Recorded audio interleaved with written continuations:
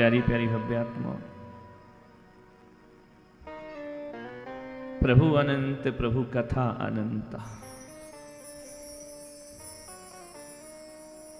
8-10 दिन में भगवान की कथा पूर्ण नहीं होती है। अनंत प्रभु के गुण अनंत हैं। प्रभु अनंत प्रभु कथा अनंत। छोटी सी जिह्वा कैसे भगवान का संपूर्ण गुणगान कर सकती है। सारे जगत को कागज बनाया जाए और समुद्रों को स्याही बना लिया जाए, वो सभी वनस्पतियों की कलम बना ली जाए तो भी तुम गुण लिखा ना जाए। इतनी अनंत गुण की धारी तीर्थंकर परमात्मा, उसे लिखा नहीं जा सकता। गणधर जैसे भी हार जाते हैं उनकी महिमा गाने में। गणधर का ज्ञान भी छोटा हो जाता है तीर्थंकर भगवान का वर्णन करने में। 63 रिद्धियों के धारी गणधर भगवान, गौतम गणधर भगवान के गुणों का बखान नहीं कर पाते। कल बोले कि बड़ा आनंद आया, आज सुबह से लोग आनंद के संदेश लेकर आ रहे हैं। मंत्री जी बोले हमारा पूरा खर्चा अदा हो गया कल की बारात में।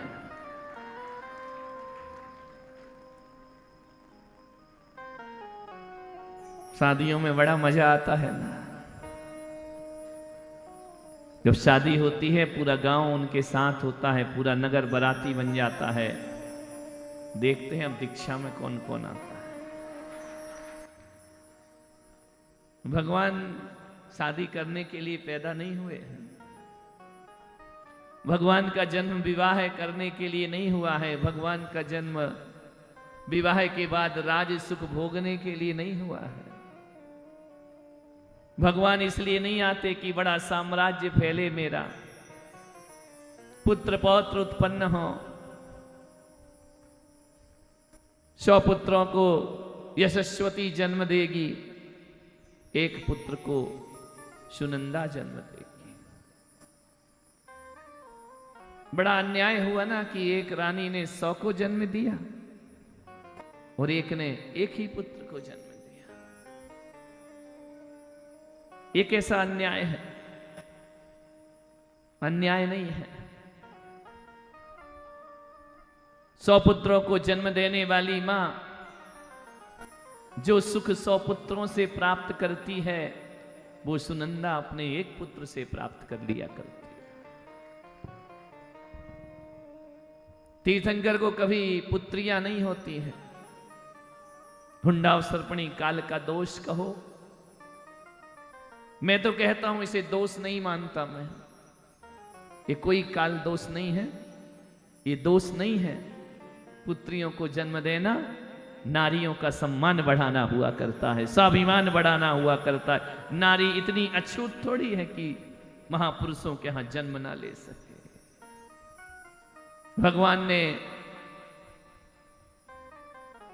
साबिकाओ तुम्हारा सम्मान बढ़ा दिया पुत्रियों को जन्म दे करके। यदि पुत्रियों को जन्म ना देते तो तुम्हारा सम्मान नहीं होता, वही दलित होती, वही शोषित होती।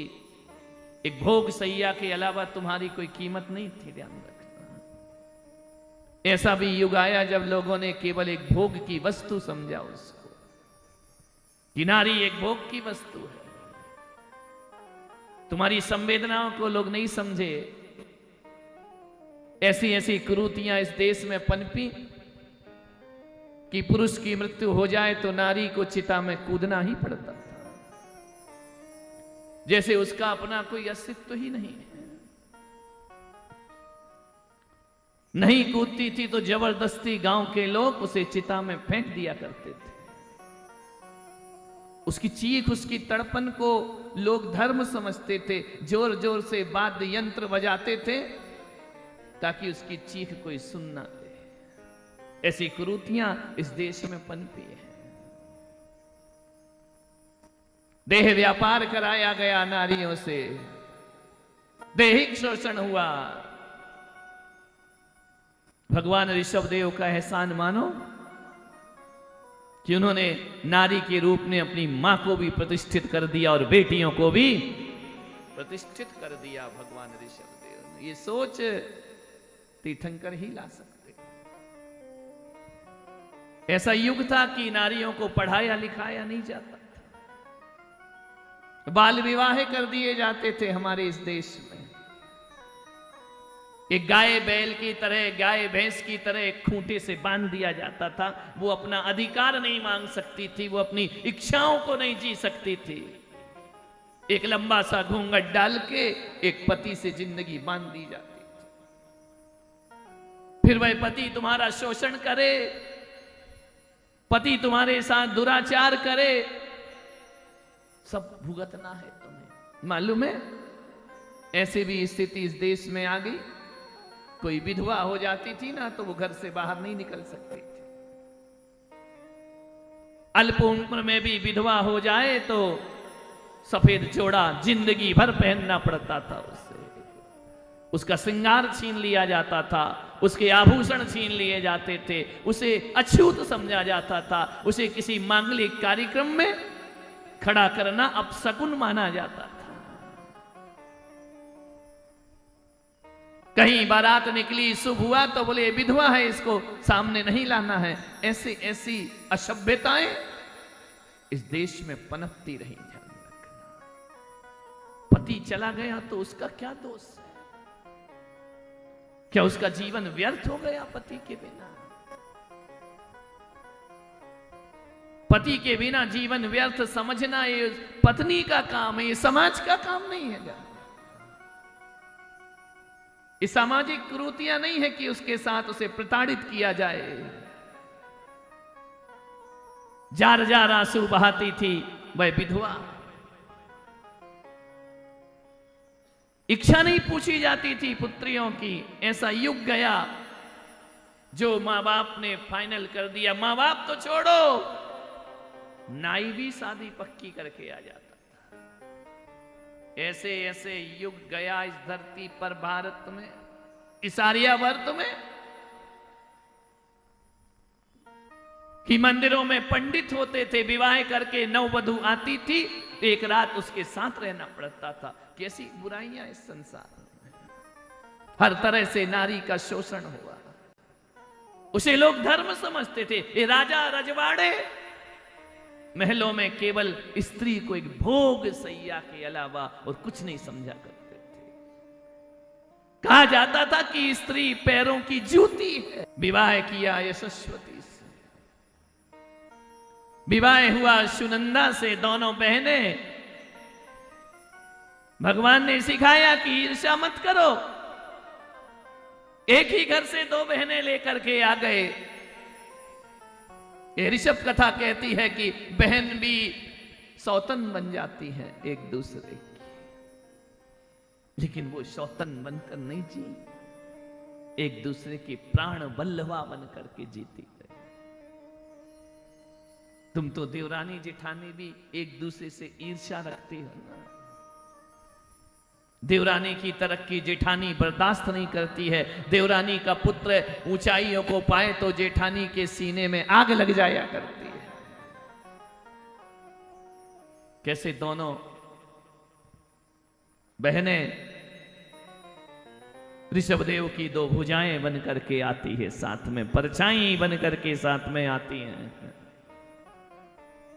कैसे प्रेम से रहना वो सीखती हैं, कैसे वह उस वैभव में, तीर्थंकर की छाया में अपने जीवन को समर्पित करके जिया करते हैं। क्या सौभाग्य होगा उन बेटियों का जो नाभि राय की पुत्र वधू बन करके पधारी। मरुदेवी सोने की मोहरें लुटा रही है, रतन लुटा रही है।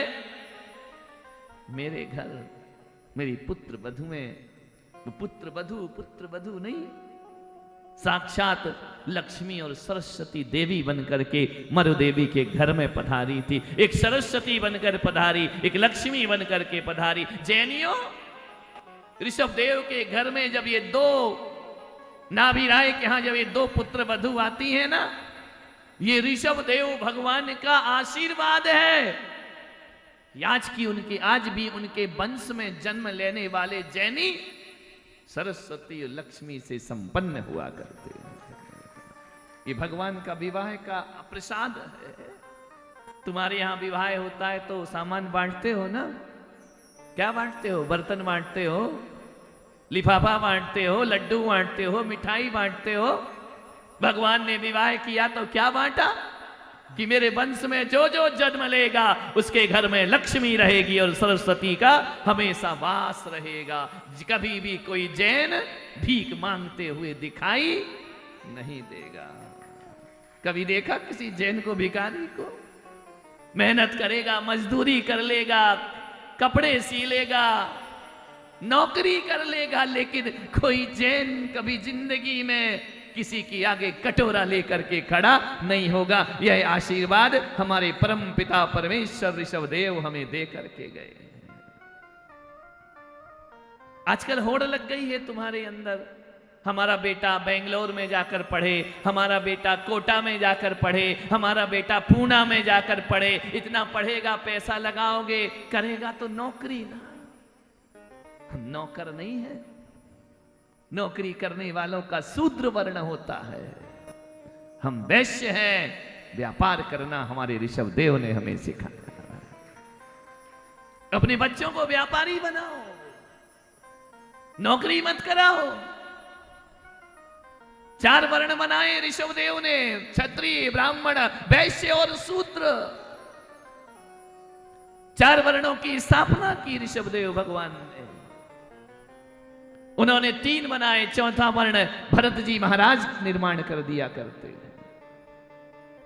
जो रक्षा करेगा, स्वाभिमान से रहेगा, वही क्षत्रिय हुआ करता है। जो धर्म की रक्षा करे, जो देश की रक्षा करे, जो अपनी संस्कृति की रक्षा करता है, उसे भगवान ने क्षत्रिय वर्ण पर स्थापित किया। जो व्यापार करेगा वह वैश्य है, और जो दूसरों की नौकरी करेगा, सेवा करेगा, वह शूद्र है। और एक बात ध्यान रखना, जब कोई जैन कोई सर्विस करता है, नौकरी करता है ना, उसके घर में रिद्धि सिद्धि नहीं होती है, वह लाखों का दान नहीं कर पाता है। लेकिन एक छोटी सी दुकान करने वाला भी लाखों का दान करने की ताकत अपने अंदर, वो व्यापारी वर्ग है। शुद्रता में क्यों जाना? जितने मास्टर हो ना ऋषभ देव में, अपने पुत्रों को मास्टर मत बनाना। तो बनना भी नहीं चाहते हैं जान। लेकिन ये मत सोचो कि सीए बना दिया तो वो भी नौकर है। एक ध्यान रखना, इंजीनियर भी नौकर है, डॉक्टर भी नौकर है।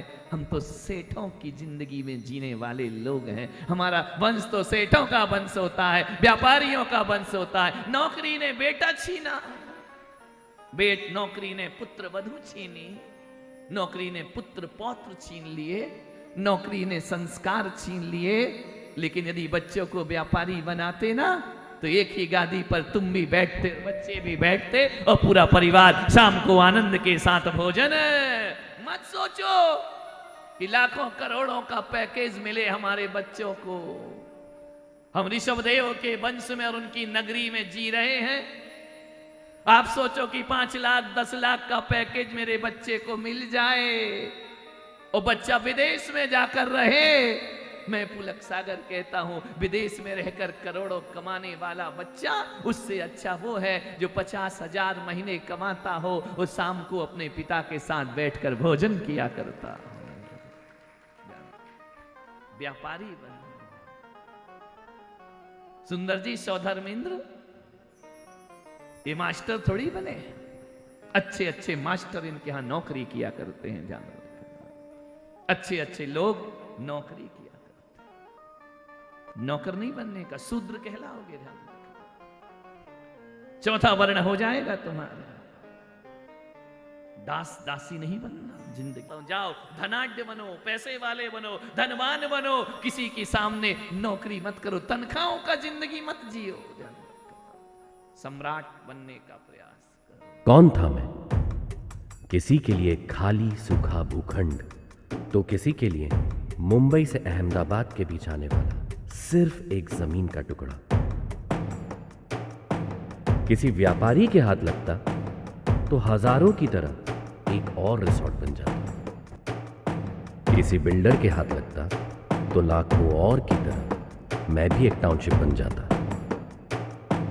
लेकिन मेरे भाग्य में करोड़ों में एक होना लिखा था। मेरे भाग्य में आचार्य श्री पुलक सागर जी का आशीर्वाद लिखा था।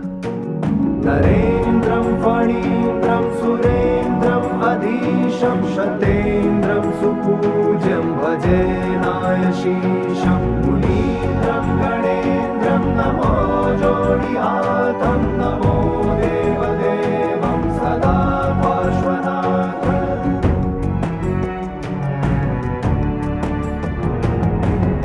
मौन था मैं स्वर कहाँ से आया, खाली भूखंड को दे दी उसने काया। मौन था मैं स्वर कहाँ से आया, खाली भूखंड को दे दी उसने काया। तीर्थ बनाया मुझको सजाया, तीर्थ बनाया मुझको सजाया। खाली भूमि छू के मेरे पुलक जीने की कृपा अर्जुन शरणम तीर्थधाम जिन शरणम यही त्रिकाल चौबीसी, छात्रवास जिन शरणम यही है निर्जरा कुटीर, यही है ध्यान मंदिर सामयिक गुफा, यही नवग्रह जिनालय त्रिमूर्ति भी दिखे यही।